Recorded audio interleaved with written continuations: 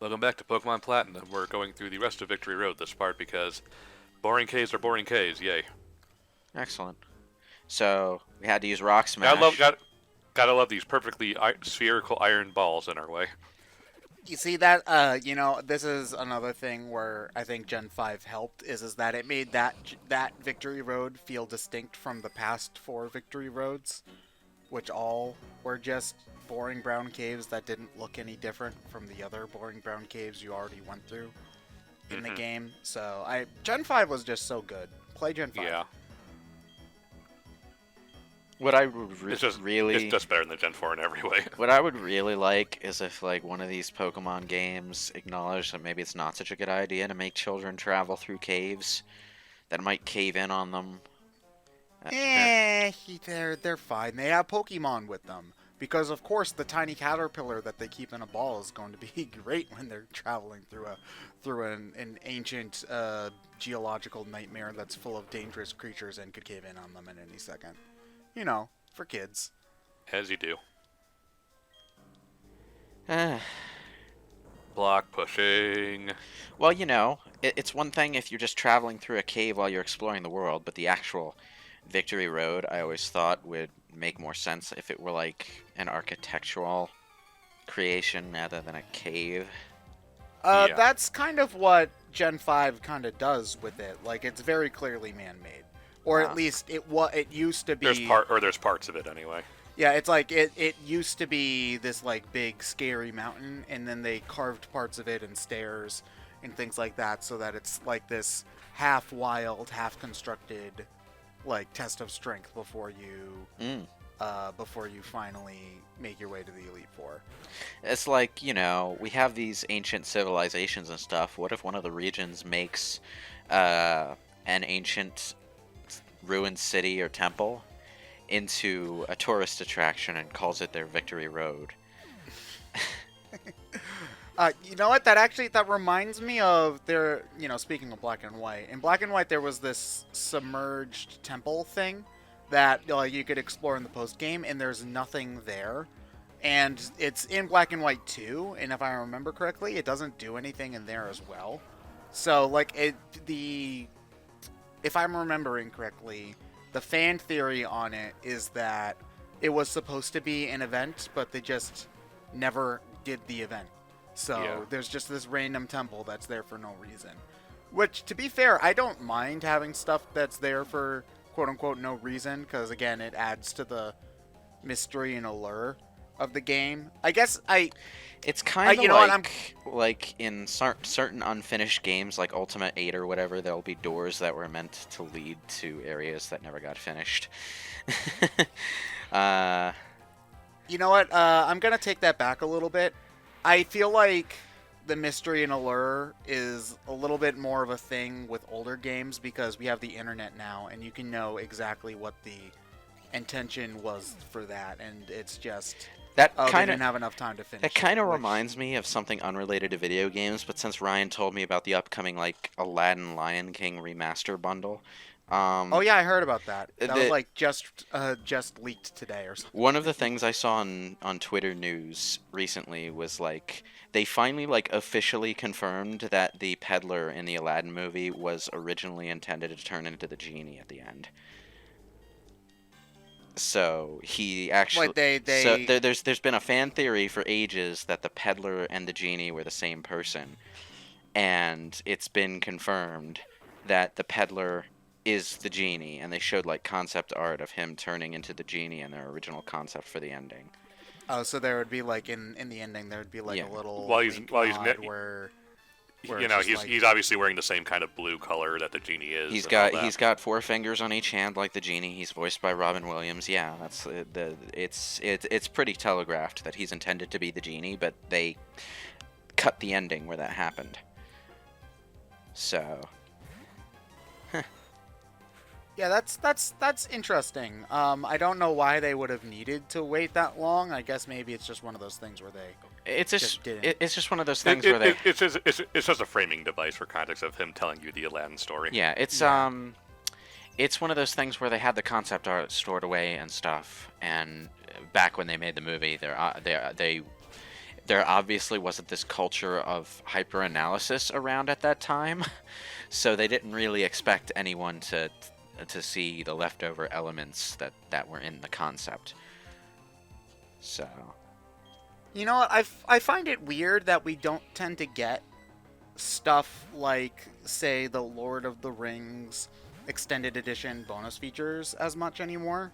Considering that I feel like we live in an age where people are more likely to watch that kind of thing. we do get extended editions, but they're usually exactly what they were in The Lord of the Rings, which is to say deleted scenes reintegrated into the movie, because the movie's more natural with those scenes in, but they wanted to shorten the movie for theatrical release.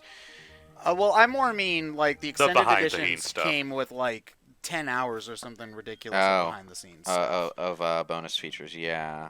Yeah, I feel like we don't get that kind of thing anymore, or at least not as often. For a You know, like- while, it was all the rage to do that kind of stuff. Even video games were jumping on the bandwagon for a while. The Legacy of Kain games had like voice session videos that you could watch, and they were actually really amusing. It was a way to sell DVDs over VHSs. Yeah. Yeah, because they could hold so much more stuff. Well, You it was know, also, again, it was a way to try to sell DVDs so people would buy DVD players and ditch the expensive tapes Yeah. for Yeah, VHSs. Yeah, and it's just like, look, you already own Aladdin, but now here's the behind the scenes footage of Aladdin, so buy our movie again, you know. But it's just, you know, with especially with like Blu-rays and being able to basically hold like, because movies don't take up that much more like hard drive space anymore. You'd be surprised what the jump in quality to a Blu-ray Oh quality yeah, really I does to the forgot about like 4K and all of Well, that. there's that 4K is stuff. one thing, but just going up to high quality, high frame rates in certain movie cases like The Hobbit and whatever, you maximize the frame rate and the quality as far as it will go for a particular production, and the video file itself can be upwards of 30 gigs. Yeah, but Blu-rays still hold like a something. Oh yeah, in a lot of movies' like cases, 100 or something. in a lot of movies' cases, most of that disk space is going to waste, but Yeah. it's still a disc. That means it's cheap to and produce. you still need that space to get HD quality video. You can't just put it on a DVD. It just doesn't have the space. Oh yeah, no, I'm not saying that they should print stuff on DVDs. I'm saying there's still plenty of leftover space. There's plenty of in leftover Blu-rays, space, so produce those extra features and use the space. Yeah, Because I honestly don't think that some behind-the-scenes stuff really takes that much work to make. You'd be And, you know, surprised. well, I mean, like in terms of, well, not work. I'll just say money. I think that they'd probably be relatively cheap to produce as long as they had cameras rolling. The thing is, backstage most of the the thing time, is, right? you have to pay additional people to roll to record and to record all that material, and then you need to pay another additional set of people to edit it together and plan out how to use it and create documentary-like productions out of it. So it's not Yeah. expensive in the order of making the actual movie, but it is an expense and a substantial one. Yeah. I'm thinking about like if they had made something like the Lord of the Rings did Yeah. with like Endgame, Adventures Endgame, and then released that on the DVD, then people would be, I feel like a lot of people would be interested in seeing that, as opposed to like taking stuff that was meant to be on the DVD and releasing it in theaters anyway, because we have to be Avatar. You mean the one scene they added for Endgame just because they wanted to beat Avatar so badly? Yeah, but even though Disney owns Avatar too, now, so it's like the record's still yours either way, guys. So you know. Boy, Disney sure beat Disney real good, but they better watch out for Disney. Disney's hot on their trail. Well, there is competition between subsidiary companies too. The subsidiaries don't give a shit. It all goes to Disney anyway. Oh yeah, Yeah. it's more like the better a specific company does, the more attention they'll get from their corporate overlords. You know, Not entirely. I mean, that's they get more I mean, that support is and they can true, do yeah. more with what they want to do. It's petty bullshit, but it's Yeah. bullshit that's existed. A lot of the trouble that plagued Sega back in the day was competition between Japan and America. So, like, Is this like going back to even like Sonic CD versus Sonic Yeah. 2? yeah, Like, and not necessarily versus, because that was also like two different people from the original creative team going in two different creative directions. But stuff like Sonic Extreme, for example, Sonic Extreme was an American production, if I remember correctly. And then there was stuff like they wanted to use the Knights engine, but Yuji Naka said no after they'd already produced like substantial work with the Knights engine, so they had to start over, and that kind of thing. Mostly because Yuji Naka was being really petty about it. Yeah. Didn't Yuji Naka work on Knights? Oh yeah, he made Knights. He made Knights. It was his engine, so he had technically the right to say no, you can't use it. But at the same time, it's like it's a Sega property. You still work for Sega. What difference does it really make to you? It's not like anyone else is going to notice.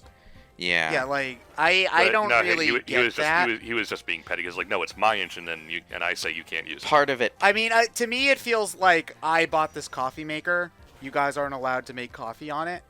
You know, but you know, with a coffee maker, you'd still have to clean up after them. That's that's understandable. The part of the reason Yuji Naka and the American branch had that conflict, though, is because around that time there was competition between the American branch and the Japanese branch, and some rivalries and differences of opinion about how things should go. And the American branch did stupid things like the 32X, which, as I understand it, was an America-only production. Or releasing the Saturn. I can't fanfare. blame them for thinking the American branch is dumb if they decided to, because the 32X was made into production like as less than a year before the Saturn came out. Yeah. Yeah, so they had to have known it was a thing, you know, or maybe they didn't. Maybe they were just as surprised to find Saturn on store shelves as the rest of the world was. You can never tell. And then the Saturn itself was released with zero fanfare over here, so. I guess Sega wanted to surprise everyone. Yeah. That's not how you do it. You plan for the purchase of a $400 console. Yeah. Yeah. It Sega is not known for being very smart. Well, they did well enough with the Saturn in Japan, but not so much in America. I still resent the Saturn for being so unsuccessful in America because of Sega of America's marketing decisions with it, because there's a bunch of games that we just didn't get over here that are actually quite intriguing. Well, I'm glad that there's some interest in bringing some of them back, like Panzer Dragoon's getting a full-fledged remake. Yeah. Which shocked the hell out of me that they were going to. But do that. Unless the fans actually completely finish the translation patches that have been in beta forever, I'm never going to get to experience the latter 2/3 of Shining Force 3 as they were meant to be experienced. And even if I do, I can't experience them on an official console, can I? I have to do it through the temperamental as hell emulator that hardly ever works on anything. So I don't know about Saturn. Saturn emulation is the most temperamental piece of shit thing in the world. Yeah. Well, I'm more saying about needing to play it on an emulator. I know that I don't know about Saturn, but I know for DS, DS is probably the cheapest one to do this because those flash cards are like $10. But you can download fan translation ROMs and stuff like that onto one of those. What, they didn't bother with piracy protection because they didn't expect people to make their own cards? No, they did. It just got cracked really quickly. The DS was one of the most pirated consoles of all time. But you can, but the same things that you can use to pirate games will also play fan translations, and they work. Oh. They more recently, and this is a more expensive kind of thing.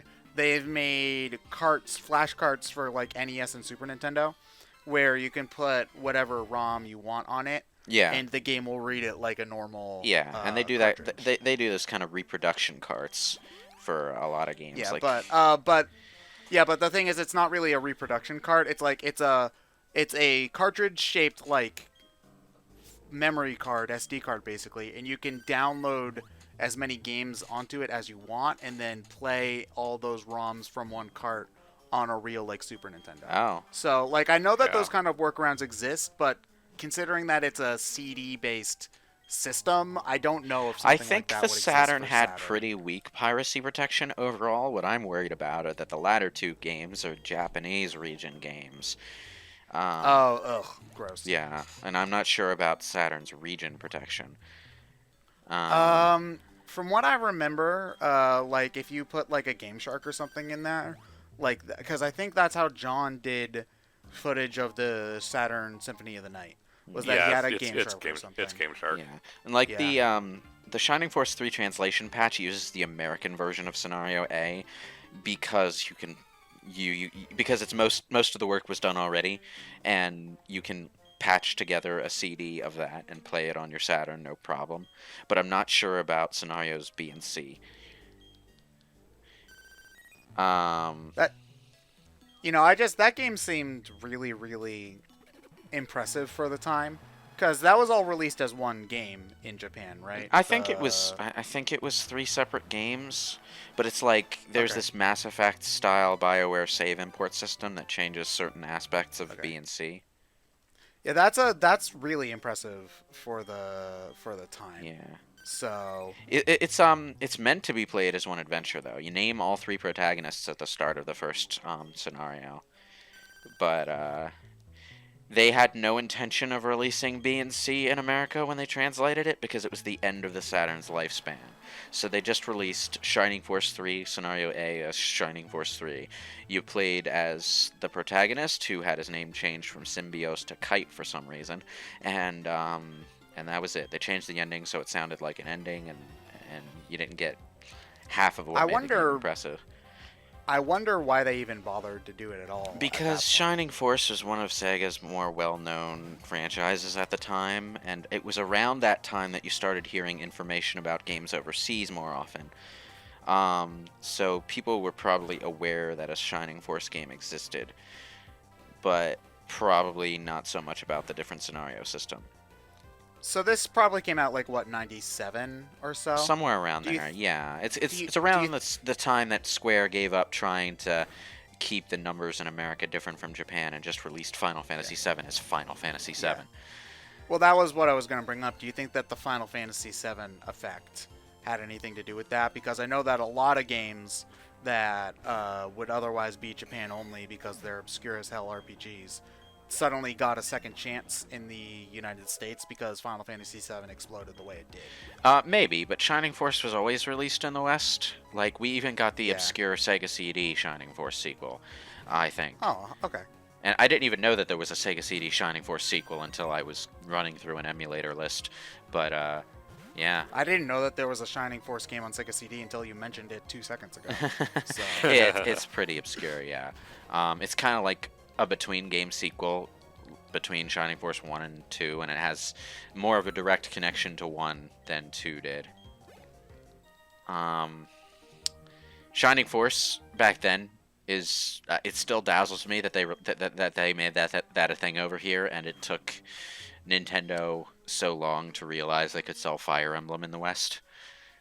I think it was, honestly, if I had to guess, and this is just me throwing shit at the wall, I think it was just a money thing. Like, they didn't know how much money it would cost to translate it, and so they didn't bother.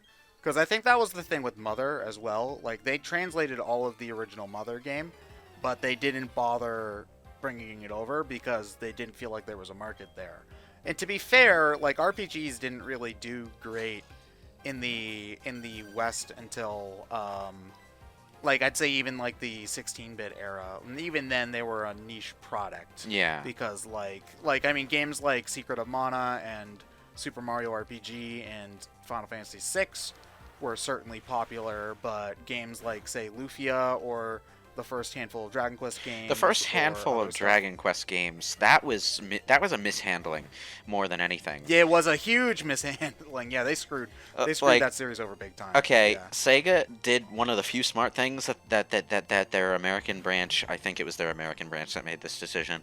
The few smart things they ever did was to release the translated Phantasy Star 1 like pretty much the year after its Japanese release. So we had Phantasy Star back when console RPGs were first getting on their feet. But we did not get Dragon Quest until there were much better RPGs out already here. Yeah, the original Dragon Quest didn't come out until 1989, and it's like, No, that game's games in that time were moving really fast, and it's like the first Dragon Quest is a dinosaur. Like I'm pretty sure Dragon Quest 3 was out by the time Dragon Quest 1 came out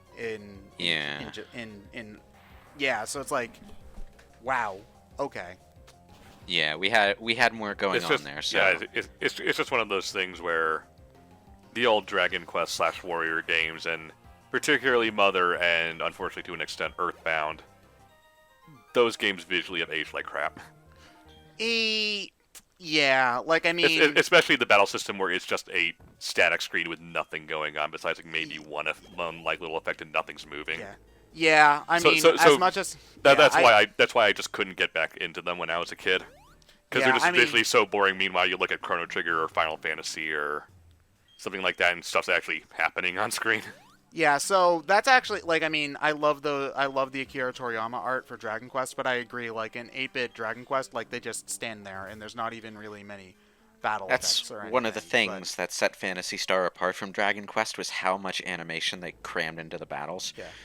That's actually, something about Dragon Quest 6 on SNES that made that game impressive, and the 3 remake, which was based on that engine, is that all of the sprites had really, really good, really, really nice animations. Yeah. And if you play the DS remakes, like, those sprites are also beautifully animated. And then when you get to, like, Phantasy Star 4 on the Genesis, like, instead of doing the chibi bobblehead stuff that every other RPG on the planet does, you get like realistically proportioned characters with really intricate animations for the field sprites, and then when story beats happen, you get these big impressive comic book panel style scenes playing out on the screen.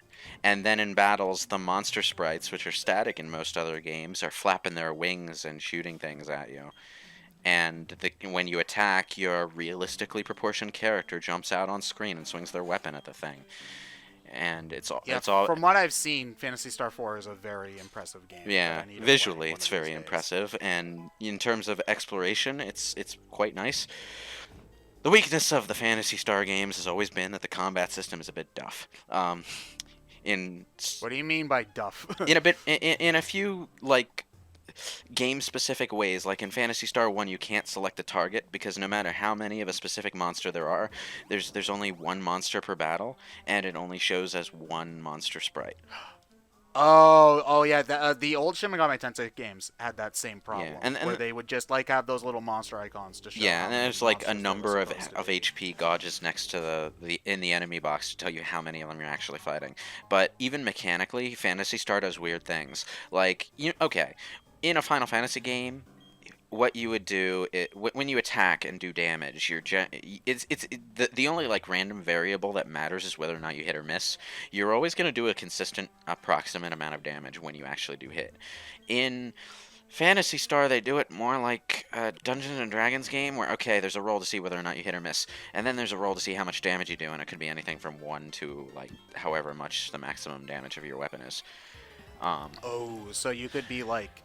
You do 50 one turn and like 6 the next. Yeah, turn. Ugh. Yeah, it's that kind of thing. It's that kind of thing. And then in the later games, they added more mechanics. They give you the ability to target enemies specifically, thank God. And but they never did away with that accuracy thing. So that persists all the way up to Phantasy Star 4. When was the last like numbered mainline Phantasy Star game? Because like I know Phantasy that they've Star done 4. 1 and 2. Phantasy Star 4. Wow. Yeah, really? I'm pretty sure. There's like been spin-offs, like Phantasy Star Universe or whatever, but they're not the same thing. Yeah, PSO. Yeah. Yeah, like I've heard nothing but great things about Phantasy Star Online, but I'm just, especially with the resurgence of many old RPG properties, like getting these big reboots. Like, the mainline SMTs came back, Dragon Quest went a long time without having a real game, like, not a real game, but, like a mainline game and stuff like that. I'm surprised that they haven't tried to do the same thing. Like, Star Ocean came back, and I feel like that... It might, depending on how Sakura Wars does, Sega might be more inclined to start rebranding their old franchise. Is Sakura Wars related to Phantasy Star? No, but it's their first big revival of a franchise in a long time. Star Ocean never really went away, exactly. Like, there was a PS2 sequel, and there was a PS3 sequel. And there's a PS4 sequel. It's just not as frequently made as, say, Final Fantasy. Oh, okay. Um, Okay, that's fair. Yeah. yeah. Okay, well, it looked like I have to look up what the hell Sakura Wars even is if I want a new Phantasy Star game, then. Alright. Oh, it has an anime. Okay. Oh, it is an RPG. Okay, that actually looks alright. I'll have to take a look at this later. The character design is being done by the guy who did Bleach. Oh. Okay. Yeah. There'll certainly be anime characters then, Yep. in that case. I mean, to be fair, his artwork is quite good. He's just not great at a story, so having him do character designs is actually a good call. Huh? I've That kind never of makes him sound like Akira Toriyama. Kinda, yeah. a little bit.